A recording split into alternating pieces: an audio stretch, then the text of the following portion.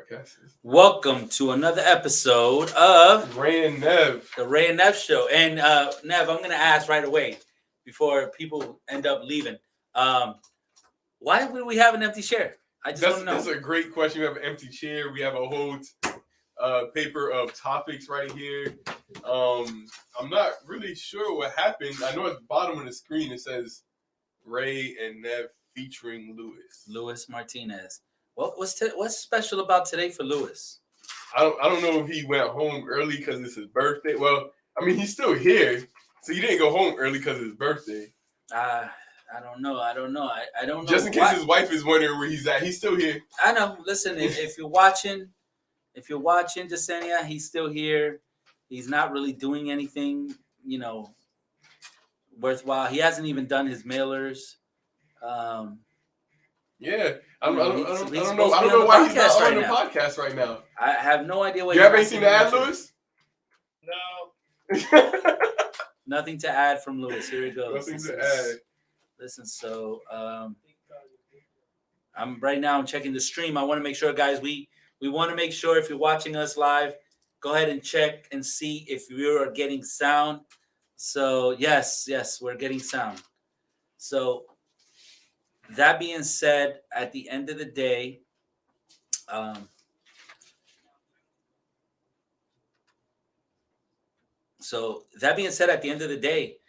we're gonna have to do this podcast without Luis. Yep. Just go ahead and push this chair back. Yeah, push that chair back, bro. It's like we don't even need it there. You know what we should actually do? Act like he's still here and talk to the chair. Yeah, I think that's a great idea. Yeah, that's a great idea. So, Luis, do you know anything about new home builders? Oh, you don't. You don't. You can't. Okay, he's kind of staying quiet about it. He's shy. Got it. So I guess if you want to buy a house and it's a new home, you might not want to use Luis. You might not want to use Luis. No, not at all. It might be frozen actually. No, I don't know why we're frozen. If we're frozen, that's weird. That's what I get for talking shit. What's your phone password? That's what you get for talking shit. I hope they hear me on that recording too. 9659. I don't know if I want to be saying that on the air. You gotta change it now. And we're back. I think I said, see what happened? That's voodoo right there. All right. Hopefully we're back. What's crazy is we wanted Luis to be here so bad we could almost still hear him. It's almost like he's here. It's like the spirit of him. Yeah, the spirit of the spirit of him is here. You can still hear it. That's talking in the background. Exciting. So, what is this episode about? What are we talking about today? So we're going to talk about two topics that are dear and near to my heart. Mm-hmm. Topic number one is new home builders, how they're taking advantage of our people.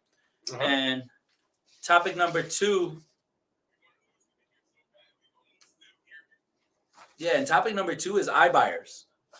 iBuyers. iBuyers. These are the buyers that are buying people's houses. Yeah, and, I feel like we've been talking about them for a while. For a minute. And this is the thing. So I'm going to bring up, I don't know, I haven't talked to a legal department about this, but we're going to call out a particular industry, a particular company, but we're not going to call out the company in a sense. So we'll get into that. We'll get into that. So first thing, let's talk about new home builders. So new homes obviously have gone up in sales year over year, over 35%, right? Mm-hmm. But what we are seeing, it is more important than ever for you guys to go out there and get your own realtor to represent you on a deal. Doesn't have to be a La Rosa agent, doesn't have to be one of us, but it has to be an agent out there that is representing you on the transaction. Any reason why? I mean, I feel like it's something that we've stated plenty of times in the past, but it's really simple. Who is representing? What's happening with builders now? Look at what they're doing. They're acting like the banks. They're doing highest and best. Highest and best. And then this is the worst parts, right? So I had an agent that went out this weekend and called me about this. And I never knew that this was happening until recently. But a lot of you out there that are realtors that deal with builders, I don't like to deal with builders. I'd rather build the homes myself where I can give you a fair price and better quality product. That's right. I said it, Lennar, come after me. That being said, he told me he told me that when he went out to the builder, that the builder was like, okay, they had like 3 people lined up. Yeah. And they were like, okay, what are you willing to offer? They didn't even let them go in to see Are it. we doing headphones? Are we wearing What? headphones? I'm wearing it just to make sure that we have the sound. Why? I just want to make sure you mean. Yeah, if you want to put on your headphones, absolutely. I just want to be consistent. Yeah, absolutely. Put them on. You can't hear nothing. But yeah, so they were basically asking who was going to offer the highest amount. Correct. So when I looked at it and I was checking out the highest amount and what, they were like, they had 3 people lined up and they were like, what are you willing to offer on this house? Uh-huh. What are you willing to offer? What are you willing to offer? And whoever gave them the highest price, that's who they let walk into the house. Yeah. Yeah. That's crazy. That is. That's crazy. But when that happens, why do you think they're so confident to do that? They're confident because they have the inventory that people need to buy. Yes. But this is what I say to the seller. There's going to come a time when the market will adjust itself. And when it does, I feel bad for the builders. Back in 2008, when we had the crash, all these builders were begging realtors to bring them buyers. Yep. So much so that they would do presentations for us, do these luncheons, pay all this money. I haven't seen a builder come to the office in a while, actually. They don't want to. They don't want to. They're staying away from the realtor. Yeah. And the reason for that is because we're the only ones that can combat them, guys. We're the only ones. Realtors and brokers are the only ones that can actually go out there and challenge their status quo. Yeah. So you need to talk to us, talk to a real estate professional, make sure you're represented by one. Make sure you tell the builder that you're represented, and make sure that you tell them that you're not signing a contract until you actually speak to your realtor. That being said, let me go ahead and give some advice to the realtors out there. Realtors out there, get to know your builders, know everything about the product, know everything about the contract, and know how to play with this contract. Let me explain to you what I mean by that. A builder can refuse to work with you in the event that you don't agree to something with the terms of the contract, right? Mm-hmm. What a builder cannot do is a builder cannot force you to use a lender to be abided by that contract. And a builder cannot force you to use a different title company unless you abide by the contract. Those 2 items on the contract are actually not a legal item. They're just putting it in there for you to assume that it works. And the reason I caught this, which is on a side note, is whenever, and I noticed this with other things, whenever you don't want somebody to question something, all you have to do is omit it from it. So if I, for example, I'll give you a good example. So I was taking, and I hate to go off on a tangent, but I'm going to use this as the example of why. So my mother-in-law had to fly to Colombia today, right? She has dual citizenship. She has citizenship in Colombia. She has citizenship here in the USA. She was flying her mother back to Colombia. And instead of sending her alone with an escort, she decided to go herself. Yeah. When she took her, she's not vaccinated, right? And we're not getting political. I'm just using it as a story. She didn't get vaccinated. In Colombia, if you are a citizen of Colombia and you're flying back to Colombia from the U.S., you do not have to be vaccinated. Correct. But if you are a U.S. citizen flying to Colombia, you have to be vaccinated. Yep. Now, when you look up in their embassy website and in the CDC, it talks about vaccinated and unvaccinated. It says it, but it doesn't say what an unvaccinated person can do. Okay. I tried to look for it anywhere and everywhere. And every time you clicked on unvaccinated, all it did was tell you places that you can go vaccinate yourself. So you can fly to Colombia. Now once did it say, well, you don't have to be vaccinated. Yeah. That's the same thing that the builder's doing. They're not giving you the choices because they don't want you to have to choose. Yeah. So they're following the status quo of everything else that's going on.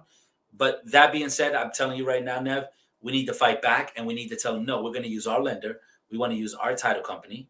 The buyer is already paying all the closing costs. I don't know if you noticed this. On a builder's contract, the buyer is paying most of the closing costs. Yeah. So because of that, we need to make sure that if we're going to be paying, let us choose our line of defense. Yeah. Let us choose our builder. Let us choose our lender. Let us choose our because this is the thing. I hate to say, I'm not even going to say it. I'm not even going to say it because I know they're going to probably use this. But there's got to be something going on between the builder and the preferred lender to where we have to use that lender. I'm not going to mention what it is, but what I'm saying is simple. Okay? If I could get a better rate with my lender, Mm-hmm. and the builder's lender cannot match it, Mm-hmm. I should have the right to use my own lender. Correct. And that's not happening right now. Yeah. So, what's your take on that? I mean, I already no, I gotten outraged 100% about it. agree with you. I mean, they obviously are doing kind of some shady stuff. One example that I seen was that the appraisal came in. So the buyer's already been under contract for X amount of months. House got built. Of course, the house has to be what percent done? Okay. How far along does the house have to be before you get an appraisal? Normally, Yes. well, with the builder, it has Yeah. to be 2. It has to be the appraised. No, how far along? Like At least phase 3, which would like be 90% at least done. roof. No, you can get it before that. So the house is about 75% finished. Yeah. So that means that these people have been under contract for a while. Okay. They get the appraisal. The appraisal came back 20 grand above from what they had it under contract for. The builder reaches out to the agent and asks, will your buyers pay the difference? The appraisal came back over. The appraisal came back over. Okay. So would your buyers pay the difference? What The difference for what?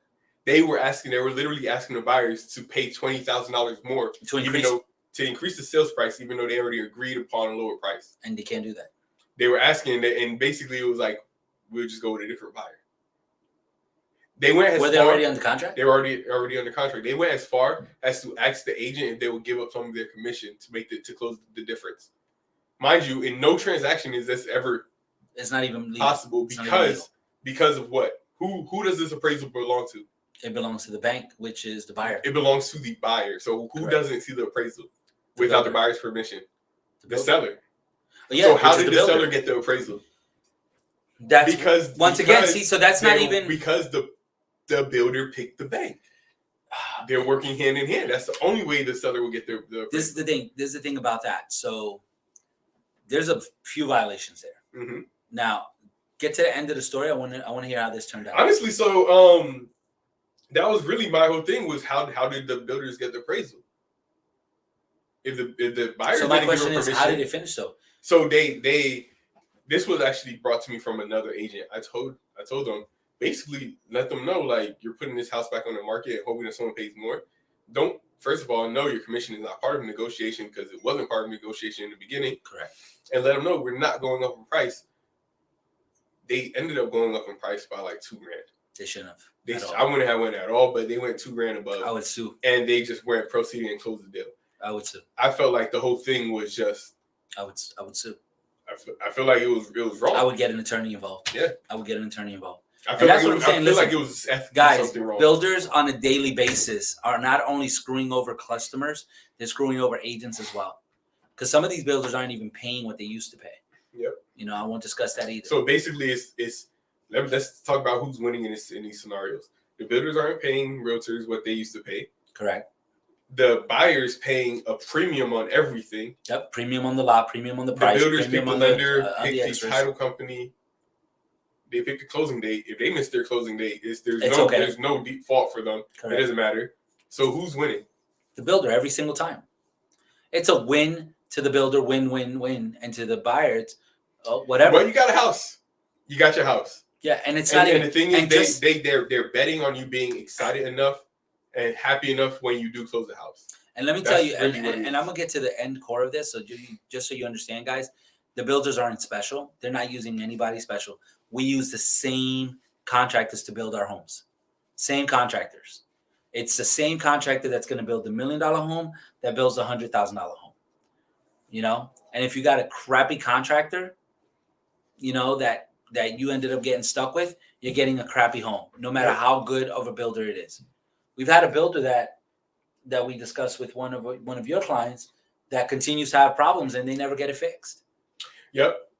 So I mean, it's a great builder, but they're contracting out to horrible workers. Yeah. It's not even horrible. And customer service is horrible. They're contracting out to the lowest price workers they can find. Correct. That are doing the lowest quality work. Because that gives them a higher profit margin. It gives them a higher profit margin. And that's sad. I mean, unfortunately, this is going to continue to happen until, you know, more small builders like us get out there, more homes go up in inventory for sale. This is something that I see. I foresee maybe into the second, third quarter of this year, unfortunately, especially because people are continuing to move here. I remember last week we talked about 800 a day or something like Yeah, that. so between now and 2025, I believe I said, it's going to be about 800 people a day moving to Florida. Which is crazy. I mean, we're not going to be able to keep up with supply with demand. Supply just cannot operate that fast. We just don't have the manpower, nor the land, nor the means to make it happen. So just be careful out there. You know, don't take the crap. At the end of the day, a home is a home. And if you don't close with that builder, you can close with someone else. But make sure that they don't try to screw you over. I mean, in that case, I wouldn't have paid the $2,000. I would have got an attorney involved. It would have probably costed about $2,000 to get the attorney involved. But it's the principle of the matter, and that story needs to be told more than once. Yeah, we need to start with everything. Listen, guys, if you guys can start putting in the comments or letting us know what's going on, send us a message to Ray Zapata. Well, let's do Ray. Let's do Neville's because Neville's is a little bit easier. Neville at executivegroupfl.com. Neville at executivegroupfl.com. You know what? Flood my email. Go ahead. Yeah, go ahead. Flood his email. Let him know what's going on. Let him know the experiences you've had, and if we need to put a builder on blast, we'll put them on blast. Yeah. And I feel like a lot of these problems that come up, they occur because the right questions aren't being asked. Correct. Because the valid question would have been the only question I have is how did they get the appraisal? Well, let me ask you a question. Does a regular, everyday person know what questions to ask? Unfortunately, not. And that's the problem. They need to equip themselves with a professional real estate agent. And when I say a professional real estate agent, there's a difference. Obviously, you want to interview your real estate agent like you interview anyone else that you're going to hire. How many deals do you close? Have you worked with builders? What builders do you work with? Do you not like this builder? What's the reason for it? Most agents that have worked with builders will tell you sometimes the salespeople at the center are really nice. Some of them are. Some of them are jerks. But at the end of the day, if it's not on paper, they sell you fluff, and they do this a lot too. Yep. They tell the customer that. I remember one time, not to go on a segue, I explained it was actually a friend of mine, they were going to a new build, and I met them at the new build. And this was after I stressed them a million times that, hey, you need to have a realtor there when you're signing a contract. I get there, and they're going over the contract and everything. We're going over it together, and I'm like, what about the free fridge? And he's like, what do you mean the free fridge? I said, the free fridge there was a paper, there's a flyer in the bill that we just looked at. And he's like, what are you talking about? And he's like, I'm like, the flyer that's in there. Correct. And he still, I don't know what you're talking about. So, of course, I took the flyer. Yes. I took the flyer. So I'm like, this flyer, boom. And it was a fridge, and it was something else. Granite in the master. No, it was flooring. It was an upgrade on the tile and the floors, the quality, the type of floors. And so he was like, oh, I forgot about it. And I'm like, yeah, so we're getting this, right? And he's like, yeah. And he does the whole contract. And again, that is no mention. It's not mentioned in the contract anywhere. So I said, again, where is this at in the contract? He's like, there's no space for it. I said, okay, can you sign this and date this then? Yeah. And I literally made him sign and date the flyer, took a picture of it, sent the picture to the clients as well, so they had a copy of it. And I sent it to my dot loop, which is where I organize all my files. Documents. Yep. So it was right there. So we made sure on day of closing, if this fridge wasn't there, we had more than enough documentation. Yeah. Saying this fridge was. No, that's what I'm saying. It's important that it's always documented, because if it's not on paper, it doesn't exist. Exactly. I could tell you a million things. Yeah, we could do this and we could do that. I wish I really cannot remember who I was with though. Because I almost want to call them and ask them about that. Cause I know they remember it. Yeah, they probably. I remember on like a week before closing, they sent me a picture of that again. Of the fridge. Yeah, and they were like, "Hey, are we in the fridge?" I'm like, their fridge. Yeah, of course they got their fridge. Exactly. So at the end of the day, just remember that, guys. That unfortunately, if it's not on paper, it didn't exist. If it's just he said, she said, it's not going to happen. So let's make sure we get it on paper. And the only people that know how to do that the best is a real estate professional. Yep. So make sure you get that. Make sure you get one. Make sure that they're following through on what they need to do. And also, these builders out there, just understand we're coming after you guys. Right now, you're building starter homes at like $400,000 in the Orange County area. I mean, come on, the regular folk, blue collar workers not going to be able, or families not going to be able to afford that. So what are you doing to help these families that really, can't afford that? Are you going to build a more affordable home? Probably not. That's where we come in. But that's for another episode. That being said, let's talk about, which builders do you feel are still being fair to the customer, fair to the realtor? I could just mention one builder that comes to mind. Go for it. D.R. Horton. D.R. Horton, they are actually really good still. They still have better pricing. Yes, they do. They do have the same quality that they've always built with. Always This really good credit, yeah. good quality, good credit. As a matter of fact, JC used to work for them. So Yeah. JC I've knows. actually never had an issue with D.R. Horton. Me neither. There's some back-end name that I've had many issues with. Absolutely. And then they love their realtors. They still They do. reach out to us. So, and the reason why they reach out to us is because they know exactly how bad they suffered, and they remember that pain back from 2008, 2009. All these other builders have forgotten how they suffered, and I think we need to make them suffer again. It's not even like they've forgotten. Some of them are actually new to the industry as well. Well, that's the salesperson, not the company. There's certain companies, they weren't around before. Who, Lennar? Name her. Call them out. I don't care. Call them out. I'm gonna let you do that. But some of them are. What do they look like? Tell me what they look like. I'll call them out. Which one? You want a full Taylor description Morrison? of them? No, they've been around. Miranda? Miranda. I'll give you Miranda. Miranda didn't even used to like to work with realtors. Now they do. There you go. Now they do. There you go. Right? Why? Why? Because they're like, oh, you know what? When we almost went bankrupt because we didn't want to work with realtors. Yeah. They actually said it. We don't work with realtors. And now they work with realtors, right? Because they almost went bankrupt. Why? Because people would not go see them without a realtor. And if the realtor could understand this, guys, understand this, builders. Someone that's loyal to their realtor is because they understand that the realtor is going to do what's in their best interest, right? So when you don't let them use their realtor to represent them, they know that you're probably thinking about doing something shady to them, so they won't work with you. Always remember that. Always remember that. Who else? Taylor Morrison? Beezer? Actually, along those lines, something that happened to me before. Brought a client to a new build. They had it all picked out. They went back because they went to look at the house again. They went back without me. And when they left, they called me immediately and was like, hey, the sales rep was trying to get me to use their realtor, saying that they were going to give me some money back. And I'm like, oh, really? What's their realtor name? Gave me the realtor's name. Why was it the sales rep's husband? Wow. I've heard that. I'm like, are you kidding me? Like, so at that point, the only question I asked her was like, okay, if it's her, I let them know, like, this is the sales rep's husband. They have the same last name. If it's the sales rep's husband, who do you think interest is least important to them? Because they just both want to close. They're all about a paycheck right there, man. It's all about a They're paycheck. not there to help you. Hell no. No, not at all. And that happens a lot. You do have husband and wife teams like that, where the husband works there or the wife works there, and then the other party works for a real estate company. Yep. You know, and I hate to say this, some of them I didn't know of a couple that did work here, not here at this office, but worked for La Rosa. They got fired because of that. Exactly. From both jobs.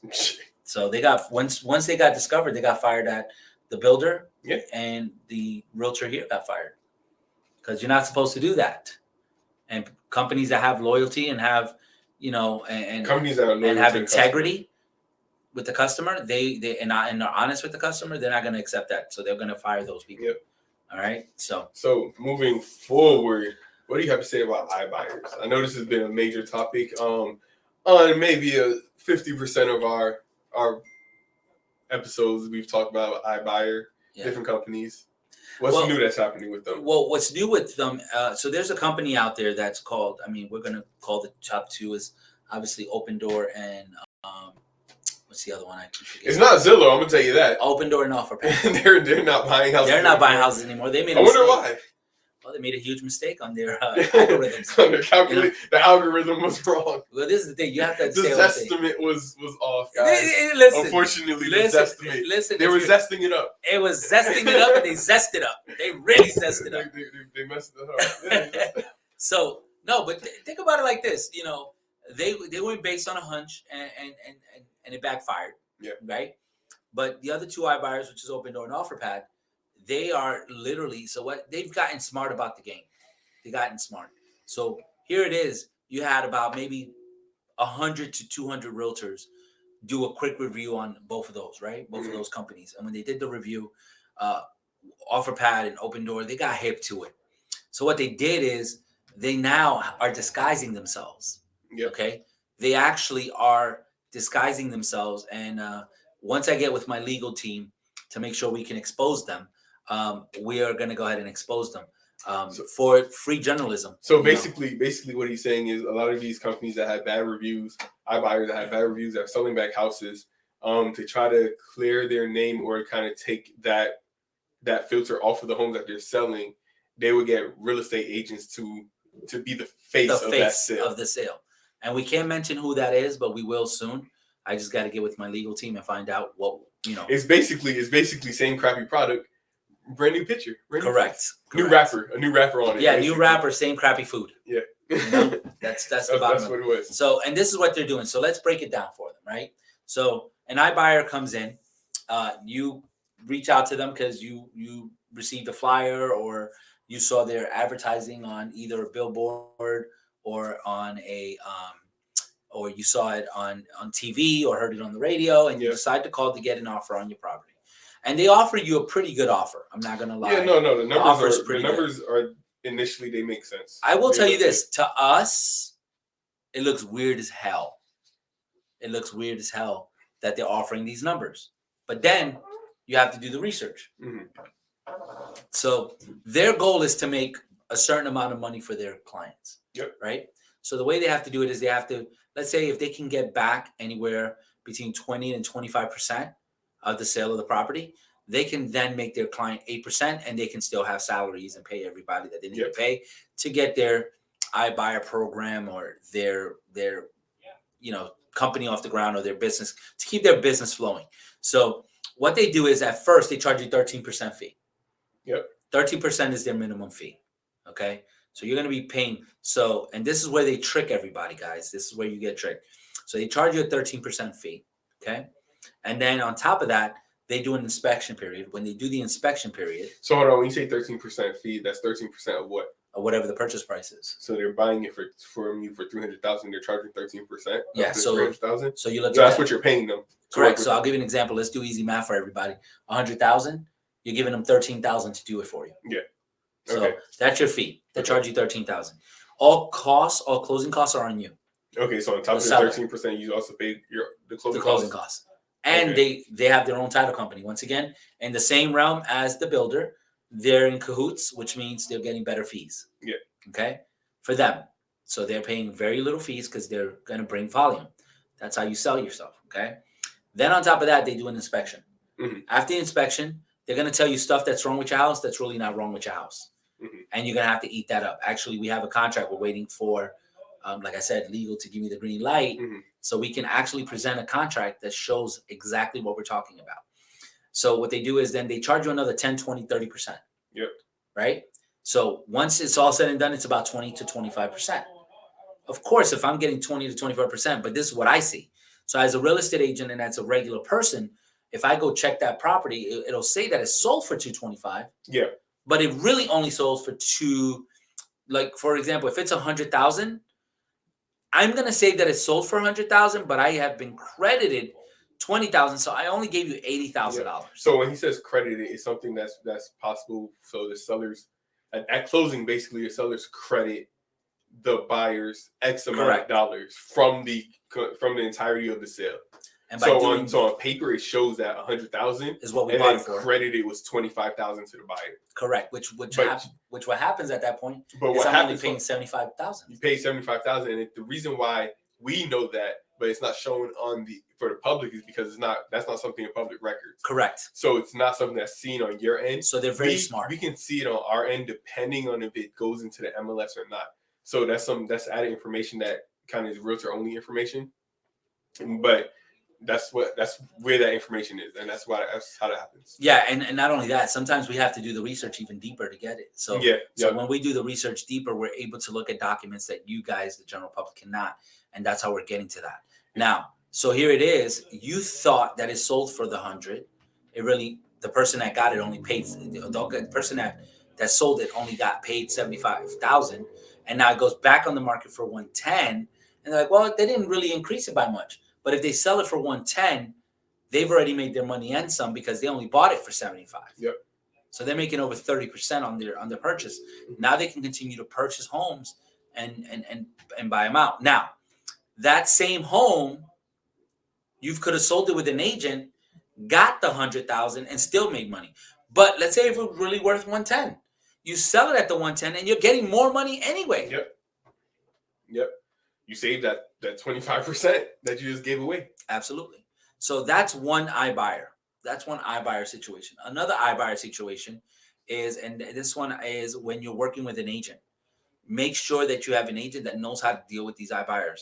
When you have iBuyers that are buying your property on market. So that was an off-market example. Mm-hmm. But when you're buying on market, one of the biggest things that I'm noticing when we get them to, we have we this do. issue. We're going to teach you, if you for some reason decide to sell your home for sale by owner, please get a pen and paper right now. We're going to give you exactly the tips that you need to do to make sure that you don't get hoaxed by these people. And secondly, if you don't want to do the things I tell you, call the realtor that can do these things for you. Mm-hmm. Find out a professional that's gone up against these iBuyers and literally, I'll tell you right now, has pretty much told the iBuyer to, F off if they don't want to do what we tell them to do. So step number one is you're going to get a contract from them, right? Yep. And you're going to look at the inspection period. They're going to say 15 business days. Yep. So what would you do at that point? 15 business days. Let's do some simple maths, right? Yep. A business week is only 5 days, Monday through Friday, right? Correct. So business days are only Monday through Friday. So Saturday and Sunday isn't counted. So basically 15 business days is 3 weeks, 21 actual days. 21 actual days. It's ridiculous. Now they're going to close after the 15 days, after the 15 business days, which is so then they're going to go ahead and add 2 more days because remember we have to add the weekend again to it. Correct. So 21, 22, 23. So they're going to close on the 23rd day. All right, but there's the thing. On day 21, they're sending you a letter saying, "Hey, I know we offered you this amount, but we found this and this and this wrong with it. I need a price reduction or I want to cancel." So they held you up for 21 basically days. almost an entire month just to tell you we want to pay you less, or you can For put it back on the market and wait another 30 days. 30 days to close with somebody else. So they basically wasted your time. And they put a client against the wall. Yeah. So for my for sale by owners, sometimes they're like, "Oh, you know what? I'll take the loss." Mm-hmm. Sometimes that loss could be 7, 10, 20. I'll give you one that was really horrible. They said, "Hey, the house needs a new roof." Mm-hmm. And I'm like, okay, so you obviously don't do your homework. Keep in mind, they're dealing with an experienced agent, a professional. And I said, "Well, you obviously don't do your homework." And I said, because we just did the roof on this house before we listed it. "Oh, but we saw some things." "No, you didn't, because it was done by permit. It was done right. And it was already inspected and it passed inspection and the permit is closed." "Oh, well, that might've been a mistake by my," "Okay, well then we're taking the roof off, right?" "Yes." "How much are you taking off for the roof?" $3,000. "What? You send me something for $12,000, you're taking only $3,000 for the roof?" If you're replacing the roof, that's a $10,000 item. Yep. So where the heck is the other $9,000 that you're talking about, or $10,000 that you're talking about here? And then at that point, it got to the point where, I literally I said, "Well, back us out of the deal." When I told them back us out of the deal, the house was such a great deal for them, even though we gave them a really good price, and we still got top dollar. That they were like, "You know what? We'll move forward without it." Yeah, we'll move forward without the credit. So what do we do? What does the public do to protect themselves from this 15? Change that 15 business days to straight 7 days, like we would anybody else. Yep. And if they're not willing to do it, screw them. Peace. See you later. The funniest thing I've ever been at. It wasn't even funny. It wasn't funny at all. It was just it was one of my listings. I got an offer. Offer was great except for inspection. I think inspection might have been 10 or 15 days. That's what they're asking for. Regular days. And I changed it. And I was like, 8 days. And the only response the other realtor gave me was, are you able to get an inspector out in 8 days? And my answer was absolutely. That's what we do. Are you going to have trouble finding one? Yeah. Because if you are, I'll suggest one. Correct. An inspector could come out tomorrow. Yeah. We today have is Wednesday. They can come out Thursday that's morning. the difference between a new agent, old agent, and a professional. When you have a professional who has those relationships, they can reach out and say, "Hey, I need this inspection done," ASAP. and they'll put you on the calendar. Yes, because they know who you are, they know how you work, they know that you're good to go. And these are not rushed. And when we say like we know these inspectors, these are not rushed inspections. No. They're gonna go there. They're gonna spend 2 hours inspecting the house, 3 hours if the house is larger or more, and then they're gonna spend another hour with the client walking through, pointing out everything that they found in the inspection for the buyer. Yep, so you know what's happening in this house. We're not rushing these inspections. This is just standard to us. Absolutely. And what's the next thing that they can do on there? What's the next thing on the contract that they can change? Next thing that they can change, besides inspection, sometimes they like to try to use their own title company. Yep. Again, if it's title company, you're the seller. Seller picks title because you're paying your closing costs. If they want to, a lot of times they change the title and then they still ask you to pay the closing costs. Yeah. And we're not going to do that. If you want to pick title, as long as it's a reputable title company and you're covering the seller's closing costs, I don't see a problem with that. If it's their this is what I'm title company that just started last month. Well, that's the issue that we're having with these iBuyers too, because what's happening is they're working with title companies outside of Florida. And this is the excuse they're going to use, guys. They're going to say, well, you know what? This client does a lot of business with this title company. And if you want this deal to happen, we would prefer that, you use our title company or we can't do it. Be like, just flat out tell them we can't do it then. And on top of that, so the power of the title company, before we, go any further, the reason why you want to use your own title company is because you have I know that I have a relationship with the title companies that I work with, right? So when it comes time to getting information, it's way easier to get it if that relationship is already built. If it's with a company that just started, it's a fly-by-night company, you can't call them. You call them, they don't pick up. You have to leave a voicemail just to get them on the phone, and you have to leave 5 voicemails. By the time you get the information you needed, do you even need the information anymore? Yeah. Is it even important to the situation? Probably not. I probably went around and found it in the tax records or something. Absolutely. Like sometimes, like I said, those two things are very crucial to making your offer. If God forbid something goes wrong, it helps you. Things I don't use that are out of state. There's 3 things. If you tell me I have someone that works in this other state, but they can work in Florida as well. An inspector. I don't care if your inspector is from California, New York, Chicago. That's really not pertinent. It's a totally different story. The houses are built different. Story. We deal with hurricanes here. Yeah. I don't know how many hurricanes has hit California or Chicago. Probably none. Or New York. I don't know. New York, a couple probably. I don't know the stats on that. But here's the thing: when you go to New York, though, and the hurricanes already hit everything else, and by the time it gets to New York, it's just a rainstorm. It's just a rainstorm, right? We're dealing with deadly hurricanes here. Don't you want to make sure that a inspector in Florida made sure that your house was strong enough to withstand that? Second thing is a title company from a different state, because they work different. Different states take longer to close. New York averages like 45, 60 days. So of course they move a lot slower. Oh, you ready for this? Hold on, before you, I know where you're going with this. And then on top of that, last thing. You might say it. Friggin' lenders from different friggin' states. Specific state that I will not deal with.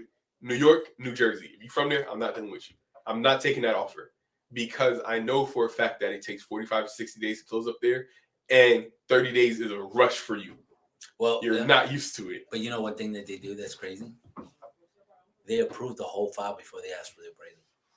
That part as well. They ask for the appraisal on day 26. In Florida, it takes how long to get an appraiser out? Literally within 2 weeks. Matter of fact, I'll give you an example. It's taking almost longer than 2. I had one that took longer than 2 weeks to get an appraiser out, because appraisers are actually pretty backed up. In Central Florida. But normally, I'm going to say this. I've said this on the episode, not to cut you off.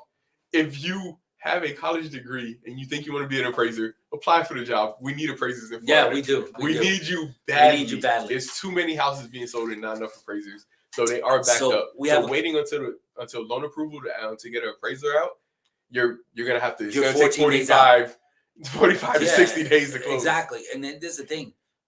Because of our contract and the way the contract's written here, you're gonna be in violation of the contract. You're gonna be in default of the contract, because the appraisal needs to be done by a certain time. Yep. So now you're out of your appraisal contingency, which is horrible. That's gone. That basically leaves you as a buyer unprotected. Yeah, it leaves your escrow unprotected. Yeah, actually, 100% your escrow's gone. 100%. But this is the thing that kills me about that is, we have agents and we're guilty of it too here, where some of our agents have allowed it, where they are working with in New York, and then I got to get involved, and then it gets crazy. He's talking about me, guys. I'm not talking about you. I'm gonna tell you why I did take this offer. It was actually the very best offer. Terms were amazing on there, and I didn't pay attention. Wait, which property are you talking about? I didn't pay attention to the bottom of the pre-approval where I have no idea what he's talking about. New Jersey. It was a rough one. But which one was it? You know which one that was? I don't remember. I was talking about somebody else completely different. Oh man, it's the one that I just went and picked up the sign from today. No. Yeah, we still closed on time, but we gave that lender a head. Like we gave him a head start. Yeah, we raised hell to make sure that closed on time. I don't think the clients knew that. No, the clients didn't know that. I will tell you this. There was no reason. I will tell you this. The client, we can't even mention, but I'll tell you this: the client felt like everything was just smooth. They felt because of the way we managed it. But now I remember. I didn't even know they were from there. I'm just being honest with you. Oh, you didn't? I did not. Oh yeah, my man he was from Jersey. I know, but then he called me. Okay. He's like, yo, Neville wants this, this, and this. And I'm like, yeah, because he deserves this. Well, we don't do it that way here. I said, well, tough noogies, you're working in my... Listen, if you're on my turf, you do it my way. That's just the way it works. Like, we're here in Orlando, you do it Orlando way. If we were in New York, I'm going to follow your rules. Exactly. Right? So, I didn't even know that. I was actually talking about a different offer. Oh, yeah. So we had a different situation where I literally... This was bad. So we had a New York lender, and we were doing a deal, and it was a deal with Jenny. Weimer. Shout out to Jenny. And Jenny, and we were working on everything, and it was one of the agents here, and they came to me, and at this point, obviously when they come to me, it's already like kind of messed up. Yeah. Because they're professionals, they do a good job, especially this agent. And he was like, "Yo, I'm at wit's end. I can't get nothing from this lender." Lender hadn't even put anything through. And we were 40 days into the deal. We actually had to go to we had to go into mediation for the escrow. So we helped the client. We ended up not selling her that house, which she really loved, because I told the agent, and this agent, I did advise him. I said, I see it's a New York lender on there. Do not use that lender. And lo and behold, 30 days later, he's in my office asking me. He said, well, she wanted to use it because her husband is friends with the lender. Well, that's not how we do business. I hope her friend, whatever, has a house. I mean, a room for them to stay in. No, we got him a beautiful house. Okay. We got him a beautiful house. They ended up getting I will tell you this though, the house that they were looking at, I looked at it the other day, just because it did sell to someone else. But I pulled comps there because somebody sent us there's a property that we have a lead from. Okay. From that neighborhood. They sell like one house a year in that neighborhood. So this might be our listing that we're getting. Oh. 990,000. They were going to buy it for $6 million. Wow. Last year. Wow.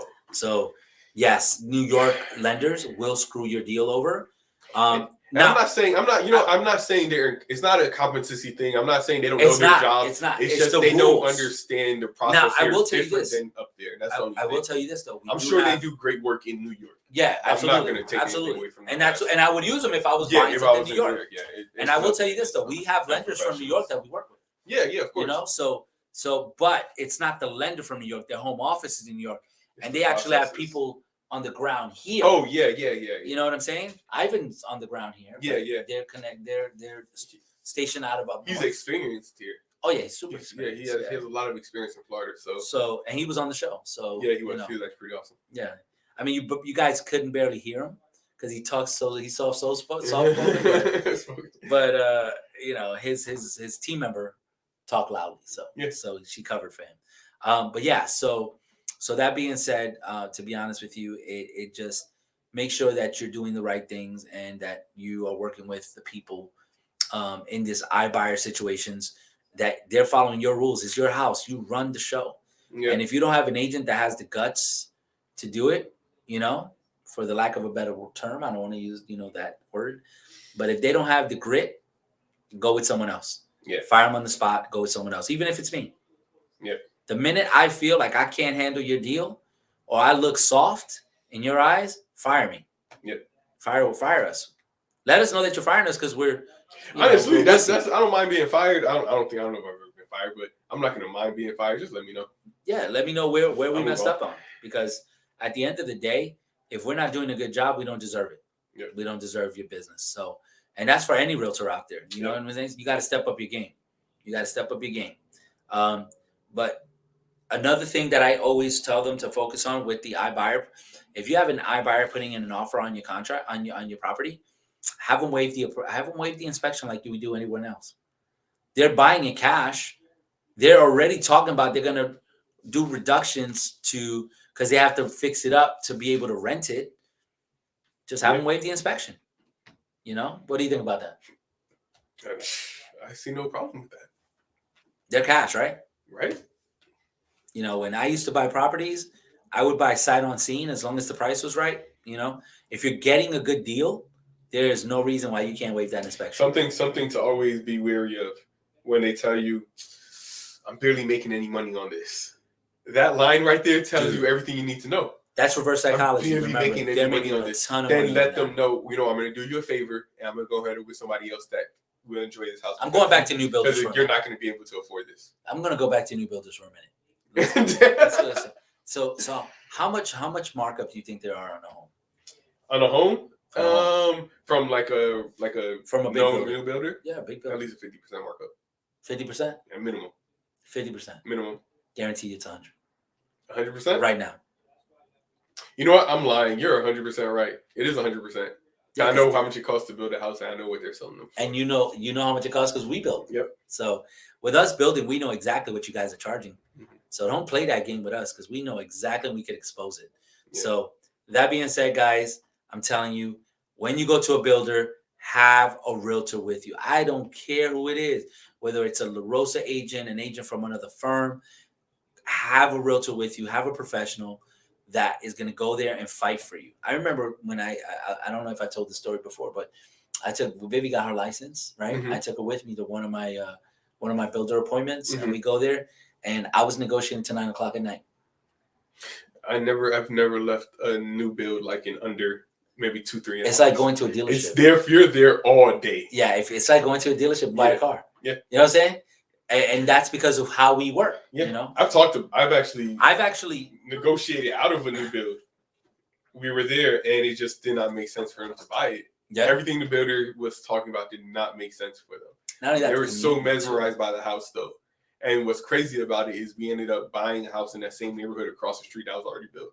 The house was 2 years old. Not the situation you're talking about. You're talking about different situation? It's a different one, yeah. The house was 2 years old, and I was like, see, you don't have to do any new builder crap. Wow. That's awesome. Yeah. That's awesome. Yep. Yeah, and then we had that same situation and then after that. And then we had another situation after that as well. And they bought the exact house that they wanted. Plan. Yeah, same floor plan without having to deal with the builder for $40,000 less than what we were going to pay. I'm not even exaggerating that. No, and keep in mind, it had all the upgrades. Yeah, for all the upgrades they wanted, they were going to spend more than $420,000. The pre-owned house was 2 years old, and they got it for $380,000. It was December of last year, so it wasn't even a year old when we bought it. You're right. The home was not even a year old because it didn't even settle yet. That's from the inspection. The inspector said this house hasn't even settled yet. Yeah. And we were able to get it $40,000 cheaper. Yep. Same exact house with all the upgrades. It was awesome. Now let's talk about restaurant of the week. Oh yes, something a lighter subject. Restaurant of the week. You ever been to Hawkers? I have been to Hawkers. Hawkers is pretty good. This is something like, okay, so when we talk about restaurants, I just want to get this out the way. A lot of them are like Asian themed restaurants. Because that's what we go to? It's where we go to, but then also it's because geographically that's where we're located. Yeah. There's a lot of Asian restaurants around here. Really good ones. And we want to try all of them, right? Absolutely. We want to spread the love, right? So and we try basically go local. all of them. Local. Yeah. We try to do the local ones. So Hawkers, of course, when we first started going there, I think this was like the only Hawkers in Florida. Yeah, now they got like 3. Yeah, there's like 3 or 4. There's only 3. I think it's 3. It might be 4. I know they have. Okay, so there's Waterford Lakes. Yep. And Dr. Phillips. Yep. And then Mills. I feel like I seen one in Claremont today when I was over there. They might be. I don't know. They might. No. I'm lying. It was the Four Rivers. But anyways, yeah, we'll talk about that. But yeah, problem. So Hawkers, if you haven't been yet, is on Mills and 50. Yeah, that's what we go to. That's when we go to. There's another one in Dr. Phillips, like you mentioned. But food is great. It's like Asian street fare. Yeah, and it's shareable. Mm-hmm. Even though we don't share, we just eat it. Yeah. But it's really good. Yourself. I like the chow fan. It's my favorite. Yes. My chow fan is my favorite there. Which is like fried rice. Yes. Yep. With everything in it. Everything in it. Unfortunately, what I like about it is like a lot of the dishes. It's not one geographical like Asian country. It's more or less like small it's dishes spread from out. other countries, so you can get different things. So you get the chow fan, or you get like the like Thai. Yep. Thai curry. You get things like that. Yeah, and I like their double fried wings. Yes, their wings are amazing. Their wings are great. And for people who live in the area and that go there pretty regularly, you'll know that their direct competition is our restaurant from last week, which is Mama. Now, listen, there's a story. We don't know. It's a rumor. We're gonna call it a rumor. So one of the chefs. One of the chefs allegedly. One of the alleged chefs. One of the alleged chefs at Hawkers went to the owner and said, "Hey, listen, I think we need to add spicy to the menu." Yep. And the owner at Hawkers like, "Look, leave well enough alone. We're good. If it ain't broken, don't fix it." Mm-hmm. And the gentleman said, "You know what? I'm gonna leave and I'm gonna open up my own restaurant." And that's how Mama came to be. Yep. Allegedly. We don't know. We don't know. It's a rumor. It's a rumor. But we go to both. But the menus are very similar. Very, very, very similar. And they both have the roti canai. Right? They do. They both have the roti canai. They both have They both have the wings. They both have a version of the fried rice. The chow fan versus the gozing. Nasi goreng. And then you have the egg roll is exactly the same. Mm-hmm. The chicken egg roll. Yep. So when you go to either or, you're gonna get the same place. The difference between the flavors is you're gonna get more spicy variety at Mamak over Hawkers. Yeah. And with Hawkers, you get Hawkers is more savory. I do like that, and what I like about Hawkers too is their drink collection. They have a bar. They have like a bar. Yeah. So they have a blackberry. I like their blackberry beer. Yeah. That's pretty good. I've had it. I mean, we have 75 days where we can't drink, but we're bringing up that. So give it a look. Go there. Let us know what you think. Both of them have really good vibes. Really good like settings. Yes. Like the atmosphere is very different in both of them, but they're both actually really they're very different atmospheres. I've been to like business meetings in both places. I know. And they're pretty good. But to me, Mamak is more like a business. I mean, I'm sorry. Hawkers is more like a business type. Like I would take someone to business there. Yeah. And then I would take someone on a date to Mamak's. Yeah, they have more of a date setting there. Definitely. Yeah, especially in the evening probably. It feels more intimate. Yeah. Definitely. So I would go with that. Now let's go great story of the week. You have one for today? You want me to tell her, or do you want to tell a great story? You can tell me. I have a million great stories. Give me one of them. So let's talk about a recent one from December. We had a gentleman reach out to us who wants to sell his home. When someone wants to sell their home, as a seasoned real estate agent, you should have like one question. It should be your first question. Why do you want to sell? Correct. You have to make sure your why makes sense, right? Absolutely. And he was very open about it. I actually want to sell my home because I want to take the equity to cover my bills for the next year because I want to go back to school. Yep. So he can get a better position at his current workplace, right? Yep. Yes. So actually, it'll be a huge jump, right? It'll be a way higher jump in pay as well at his current workplace. So logically, next thing is how much money do you have? How much equity do you have in your home? Yep. How much equity? He bought the home 11 months ago at maximum. It was 11 months when we closed. He owned the house for 11 months on the day of closing. And the house he bought And what's funny is the house he bought, those owners owned it for 11 months as well. But anyways, what's crazy about it is that he bought this house 11 months ago for $80,000 cheaper than what he sold it for 11 months later. So in 11 months, he gained an $80,000 equity. And the home that he bought, those sellers also gained the same amount of equity. And it's funny that they've gained the same amount of equity. Like, how is that possible? it was possible because the house was in the same neighborhood. Yeah. So, which is crazy. And so we fast forward, right? They put down what 5%? What 3.5? They put down. It was 5. They put down 5% towards their closing costs, and their down payment, and then an additional for their closing costs. And he still was left with enough money to cover his bills for the next year in a bigger house that was newer than his previous house. And he doesn't have to work. And he what go he to wanted school. too, because that's and exactly the house. The floor plan that he wanted, we were actually able to get him the exact floor plan that he wanted in the exact area that he wanted. They don't have to move his son from the school that he was going to. Correct. And this kind of goes back to when people say, "I want to wait to buy a house." You can definitely wait. It's up to you. You know, it's your money. Wait. The people who aren't waiting, they're winning. Correct. And he bought the house. He bought that house when everybody said the market was horrible a year ago. Correct. And what happened? He doesn't need to work for the next year. He can go and better his life. He can go to school, better himself. He can go to school for the next year, not having to worry about any of his bills not being paid because he has that money saved up. So and this is the thing: the job that he's working at doesn't want him to go. You know what I'm saying? They are actually saying, okay, listen, we're going to incentivize, because I talked to him just recently. Okay, we're going to incentivize you where we're going to work you just a little bit, and then you can go to school for the rest of the day.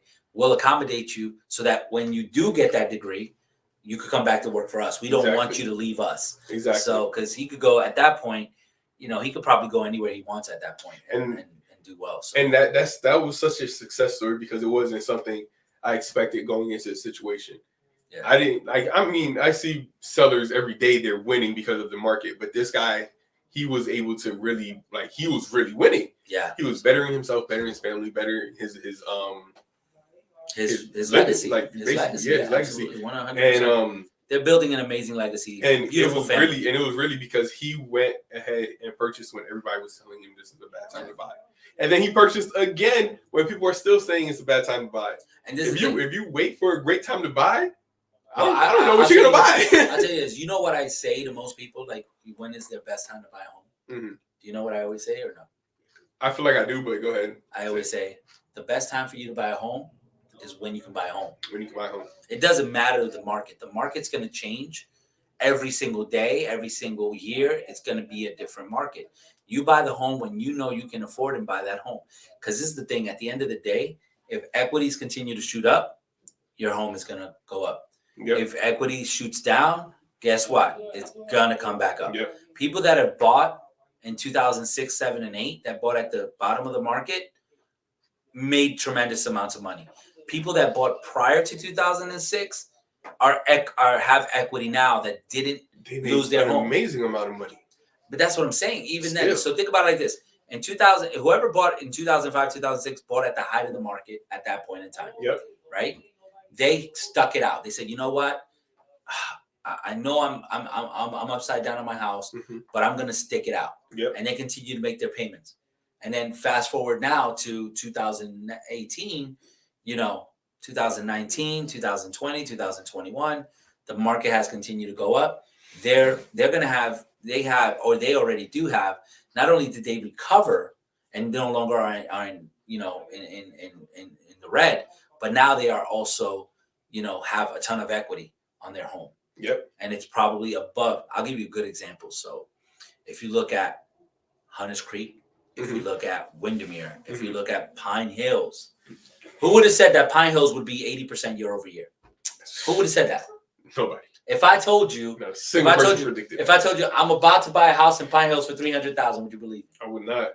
Good luck trying to find, bro. You can't even find anything under $300,000. You'll find stuff. I'm over exaggerating, but no. Still, think about it. Look, still, I'll give you $300,000 in Pine Hills. I'll give you a neighborhood. Signal Hill. Signal Hill. Okay. Can you buy anything under 300? Nah. All right, I'll give you another one. Ready? I'll give you another one. What is it called?